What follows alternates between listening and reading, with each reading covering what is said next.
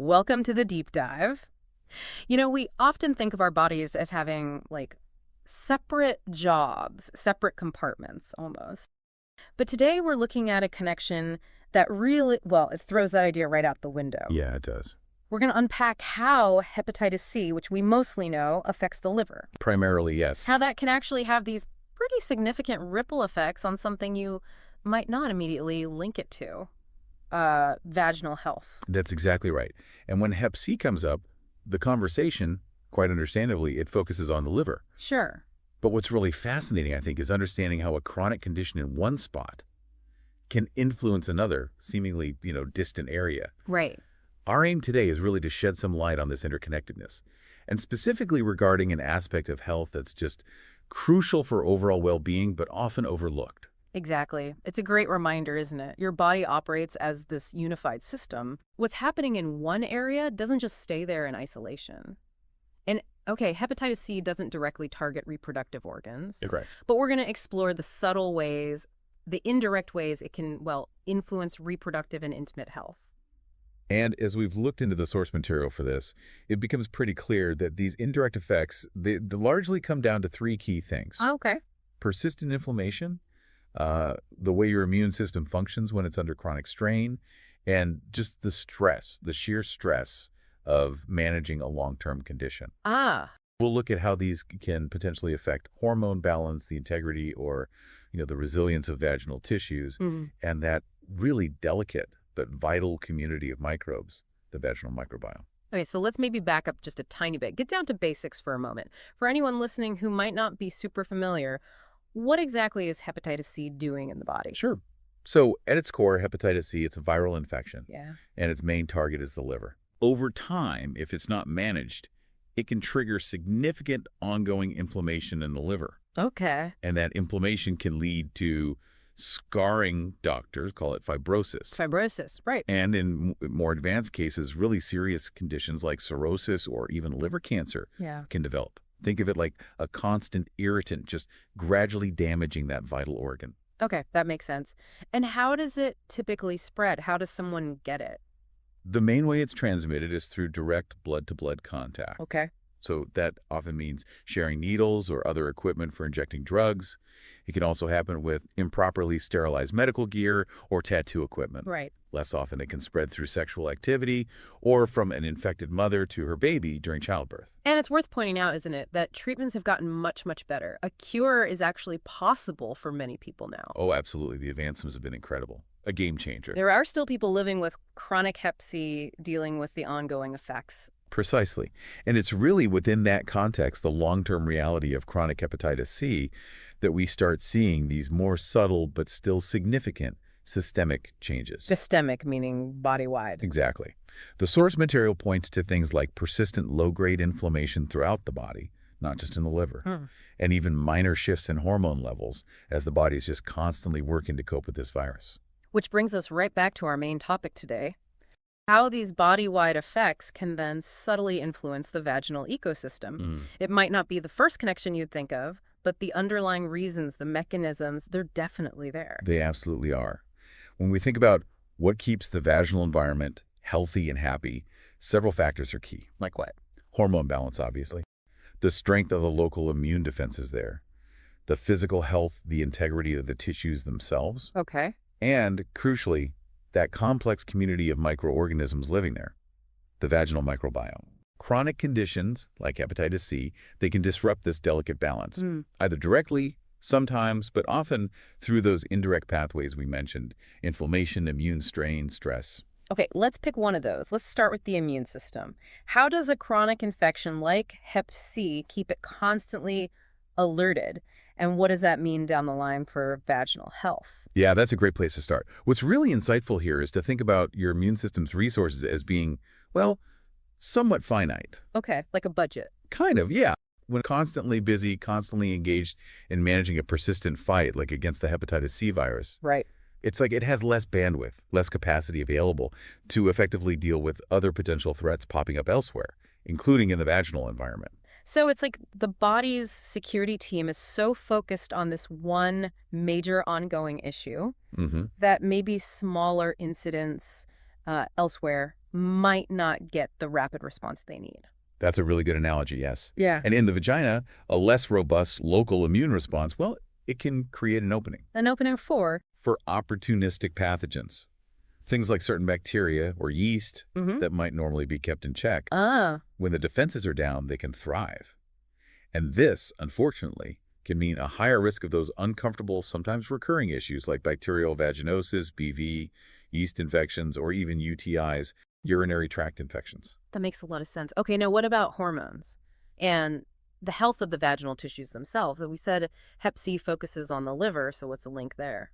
You're right, it doesn't directly attack the reproductive organs, Yeah. but the stress, just the sheer stress of living with and managing a chronic condition like hepatitis C can have a real tangible impact on hormone production. How so? Well, we often see higher levels of stress hormones like cortisol in people with chronic illnesses. Okay. And this kind of hormonal cascade can have downstream effects on other hormone systems, including potentially subtle shifts in key reproductive hormones like estrogen. And estrogen is, well, it's pretty vital for maintaining a healthy vaginal environment, isn't it? Oh, absolutely crucial. Think of estrogen as like the main supporter of vaginal health. Okay. It's key for maintaining moisture, keeping tissues elastic and resilient, and maintaining that slightly acidic pH balance, which is super important. Right, the acidity. Yeah. So when estrogen levels are disrupted, even subtly, it can lead to problems like vaginal dryness, increased irritation, maybe an altered pH. And then altered pH, as we just talked about with the immune system, that makes things more vulnerable again. Exactly. It creates an environment where it's easier for infections or inflammation to take hold. It's all connected.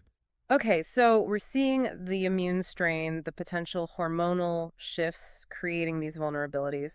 What about the role of inflammation itself? How does that directly play into the connection between Hep C and vaginal health? This is a really critical piece, chronic inflammation. Right. It isn't just stuck in the liver with hepatitis C. Right, you said it's systemic. Often, yeah. It's a common factor in many long-term illnesses. And in the vaginal ecosystem, this ongoing low-grade inflammation can actually compromise the integrity of those delicate tissues. It can weaken them, make them less resilient, and importantly, it can also make the environment less acidic, pushing it towards being more alkaline. And why is that shift away from acidity such a problem? Because a healthy vaginal microbiome really thrives in an acidic environment. That environment is dominated by beneficial bacteria, especially lactobacillus species. Hey, good, guys. Exactly. They're your first line of defense. They produce lactic acid, which keeps the pH low, and that low pH naturally keeps harmful pathogens from growing out of control. Okay. So when chronic inflammation messes with this balance, makes things more alkaline, well, it basically rolls out the welcome mat for less desirable microbes. Which again increases the risk of infections and just general discomfort. Precisely.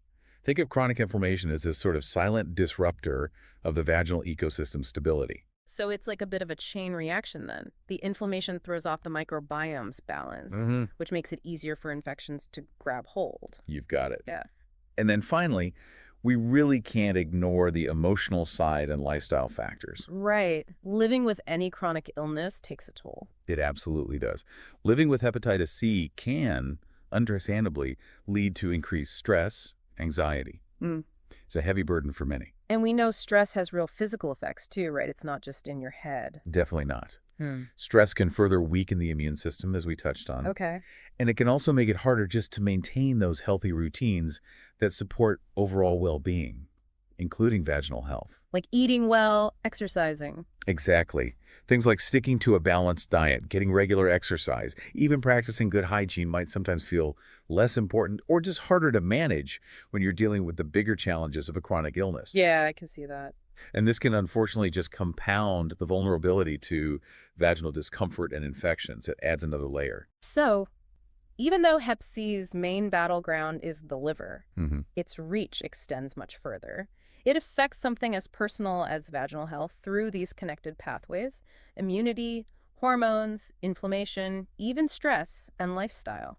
It really highlights how interconnected everything is in the body. It really does. And it underscores why it's so important to pay attention to all aspects of your well-being, including vaginal health, especially when you're managing a condition like hepatitis C. Yeah. It's all part of supporting your overall health and, frankly, your quality of life. And the source material we looked at, it really emphasizes the benefits, the real benefits of proactively focusing on supportive measures for vaginal health in this context. Exactly. By taking conscious steps, being proactive about supporting your vaginal health, you can potentially see a real reduction in the risk of those nagging, recurrent infections, Mhm. BV, yeast infections, UTIs. How so? Well, a balanced microbiome and a stable acidic pH just create a much less welcoming environment for those unwanted microbes to thrive. Okay, so it's prevention, but it's not just about stopping infections, is it? It's also about comfort day to day. Absolutely. Proper care helps your vaginal tissues stay, well hydrated, elastic, resilient.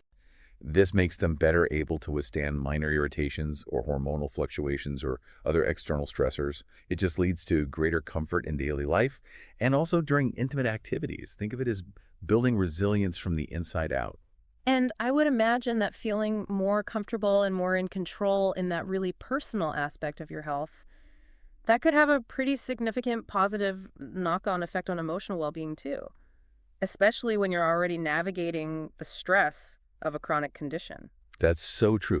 Just knowing you're taking proactive steps, Yeah. that you're doing something positive to protect your vaginal health, it can ease worry. You can boost confidence. Yeah. And that sense of empowerment, of self-care, it's incredibly valuable when you're managing the complexities, the day-to-day reality of something like hepatitis C. So what are some of these practical strategies, these sort of holistic approaches the source material suggests people can incorporate to support their vaginal health, particularly if they're living with a chronic condition?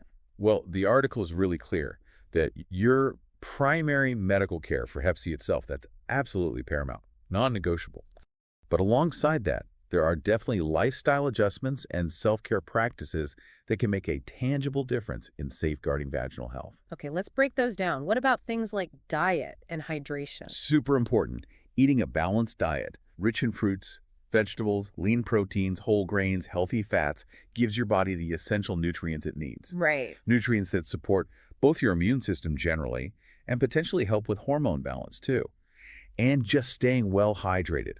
Crucial for keeping all your mucous membranes healthy, including the vaginal lining. That alone can really help reduce dryness and irritation. Simple but effective. What about exercise and managing stress? We touched on stress already. Yeah. Moderate physical activity is great for overall circulation, which helps maintain health everywhere in the body. And stress management is key. As we discussed, stress impacts immunity and hormones. So incorporating techniques like mindfulness, yoga, maybe deep breathing exercises, spending time in nature, even just regular short walks. Anything that helps you de-stress can help regulate cortisol levels. The stress hormone. Exactly. And that can indirectly support better hormone balance and a stronger immune response. It's all linked. And what about just daily hygiene? Any specific tips there? Gentle is definitely the word. Opting for fragrance-free, mild cleansers for the external area only. Okay. And definitely avoiding douching. Douching can really disrupt the natural beneficial balance of the vaginal microbiome. That's a big no-no. Also wearing breathable cotton underwear and changing out of damp clothes like workout gear or swimsuits promptly. That helps minimize excess moisture where unwanted microbes might like to grow. Those all sound like pretty doable adjustments. The article also mentioned addressing infections early. Why is that particularly important here? Yeah, if you notice any unusual symptoms, changes in discharge, maybe odor, itching, discomfort, it's really important to get it checked out by a doctor or healthcare provider promptly. Don't wait and see. Ideally not. Yeah. Treating things like BV or yeast infections early stops them from potentially becoming more stubborn or chronic. Ah, And preventing that chronic inflammation is key. Because as we've discussed, that inflammation can just add another layer of discomfort and complexity when you're already managing Hep C. makes sense. And then there was the idea of using probiotic support, specifically targeted for vaginal health. How might that fit in? Right. A targeted vaginal probiotic can be a really valuable tool for helping restore and maintain that healthy balance of microorganisms in the vagina. How do they do that? Well, they typically contain strains of those beneficial lactobacillus bacteria we talked about. The good guys again. Exactly.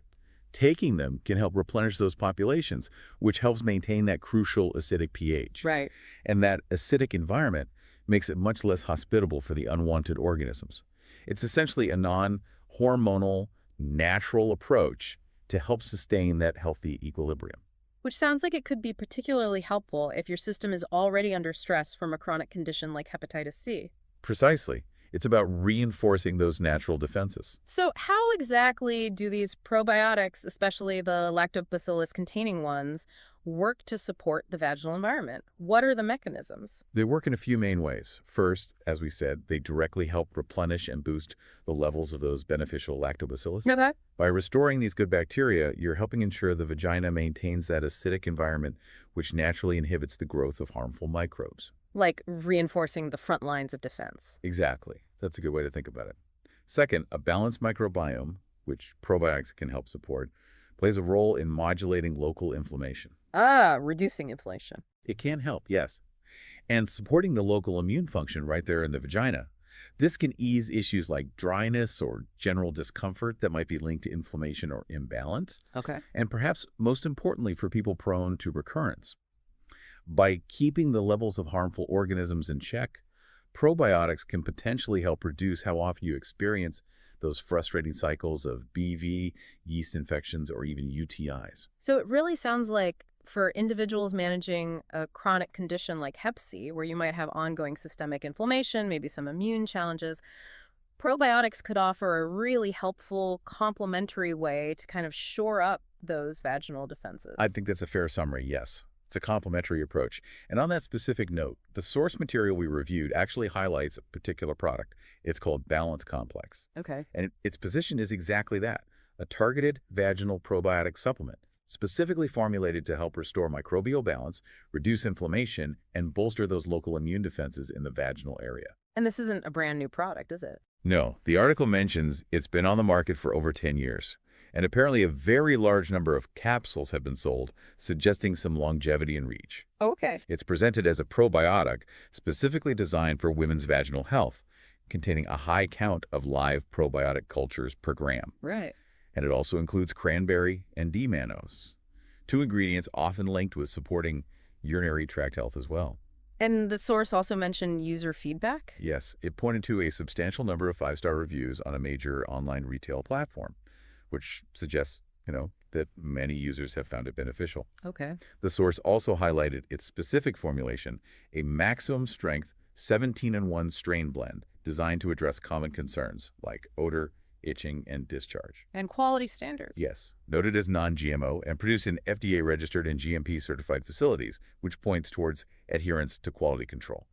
And there was mention of a satisfaction guarantee through Amazon. Okay, so let's dig into some of those key ingredients in Balance Complex. What exactly is in it, according to the source, and what are the purported benefits? Sure.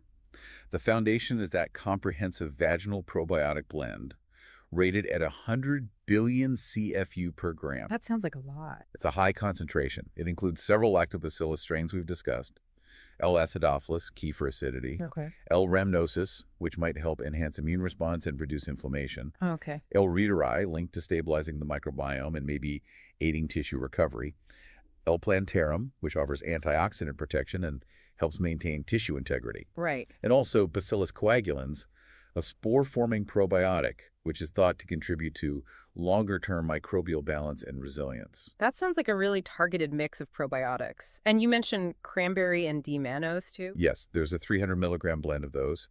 The idea there is that they can help discourage certain harmful bacteria from sticking to the walls of the vagina and the urinary tract. Which could help reduce the risk of UTIs, potentially. That's the rationale, yes. Yeah. Particularly helpful for those prone to UTIs. Okay, what else is in there? There were a few other things mentioned, like oregano and caprylic acid. Right. Oregano leaf extract, 250 milligrams. It's known for having natural antimicrobial properties. Okay. And caprylic acid, 400 milligrams. That's often included in formulas aimed at addressing yeast overgrowth, like candida. And what about protease and cellulase? Those sound like enzymes. They are enzymes, yes. 50 milligrams of protease and 32 milligrams of cellulase. Their role here is thought to be related to breaking down bacterial biofilms. Biofilms, like protective shields bacteria make. Exactly. Bacteria can create these slimy layers that protect them. Breaking down biofilms might make the bacteria more vulnerable and help the probiotics work better, contributing to a more stable environment. Interesting. Okay, the list also included aloe vera, arabinogalactan, anise seed, black walnut hulls, wormwood, and reishi mushroom. That's quite a collection. It is quite diverse. Let's quickly touch on them based on the source info. Mm-hmm. Aloe vera leaf, 50 milligrams, is for soothing irritated tissues, reducing inflammation, promoting healing. Okay. Soothing. Arabinogalactin, 50 milligrams, is a type of fiber, a prebiotic, that might also boost immune responses and aid tissue repair. Aniseed, 50 milligrams, has antimicrobial and anti-inflammatory properties. Hmm. Black walnut hulls, 50 milligrams, are included as a natural antifungal and antibacterial agent. Wormwood, 50 milligrams, is thought to support immune defenses and stable flora balance. Right. And finally, reishi mushroom, 25 milligrams, is known in traditional use for potentially reducing chronic inflammation and enhancing immune responses. Wow. Okay. So when we bring it back specifically to women managing hepatitis C, how does a formula like Balance Complex with all those ingredients aim to support them? It seems to hit those key areas we talked about. That appears to be the intention, yes. By helping to restore a healthy microbial balance with the probiotics, it addresses that vulnerability that can arise when the immune system is under chronic strain from Hep C. Okay. The anti-inflammatory ingredients like aloe or reishi might help soothe dryness or sensitivity potentially related to hormonal shifts or just the general stress of the condition. Right. By potentially helping prevent recurrent infections with the probiotics, cranberry, D-mannose, and antimicrobials, it could reduce further strain on the body overall. Makes sense. And the ingredients aimed at supporting immune function and tissue integrity could enhance overall resilience, which is certainly beneficial when dealing with a long-term viral infection. So it really sounds like while the medical treatment for Hep C itself is absolutely number one, Absolutely. incorporating supportive measures like this, like a targeted probiotic like Balance Complex, could be a valuable part of a more sort of comprehensive, holistic approach to well-being for someone managing the condition. That's exactly the point the source material seems to emphasize. Antiviral therapies, regular checkups with your doctor, balanced nutrition, exercise, stress reduction, those are the critical foundations. Right. But combining those essential medical recommendations with targeted supportive interventions like appropriate probiotic supplementation could really help lay the groundwork for improved comfort, better immune support locally, and a healthier vaginal environment overall. So the big takeaway here seems to be that even though hepatitis C is known for the liver, its effects can ripple outwards. They can impact other really important aspects of health, like the delicate balance of the vaginal ecosystem. Absolutely. And taking proactive steps, maintaining that microbial harmony, minimizing inflammation where possible, supporting immune function that can genuinely enhance quality of life. It really can. And adopting that kind of holistic approach, one that integrates mindful lifestyle choices, consistent medical guidance, and maybe targeted probiotic support where it makes sense for the individual, Yeah. that can empower people to navigate the complexities of living with hepatitis C with hopefully greater confidence and a stronger sense of overall well-being. Now, for listeners who might be thinking, I wonder about my own vaginal health, or maybe they're experiencing things and aren't sure what's going on, the source material pointed towards an online resource. Yes, it mentioned vaginalquiz.com. That's vaginalquiz.com. Vaginalquiz.com. Okay, what is that? It's presented as a quick, science-backed questionnaire, something you can do online in just a few minutes to get a personalized analysis of your vaginal health profile. So it could be helpful if you're experiencing, say, discomfort or dryness, unusual odor, maybe just a feeling that things are off. Exactly. That seems to be the idea. Yeah. After you complete the quiz, it says you receive a customized breakdown, Okay. offering insights into potential imbalances you might have and providing expert-backed suggestions that are tailored to your specific symptoms and lifestyle. And it might suggest supplements or habits? Yeah, potentially. It might offer recommendations for helpful supplements or maybe daily habits that could help restore your natural balance. So it sounds like a way to get a bit more personalized information, maybe understand your body better, without necessarily needing an immediate appointment or just endlessly searching online, which can be overwhelming. Precisely. It's framed as an empowering tool, a way to listen to what your body might be trying to tell you and take a more informed, proactive approach to your feminine health. Okay, interesting. So if you're curious and want to learn more about your own vaginal health picture, maybe check out vaginalquiz.com. Sounds like it could be a useful first step towards greater understanding. Could be. And perhaps as a final thought to leave listeners with, Yeah. it really circles back to that idea of interconnectedness, doesn't it? Yeah. How seemingly separate parts of our health are often deeply linked. When managing any chronic condition, understanding these wider impacts and embracing proactive self-care, well, that can be incredibly powerful for maintaining overall well-being. Something to think about.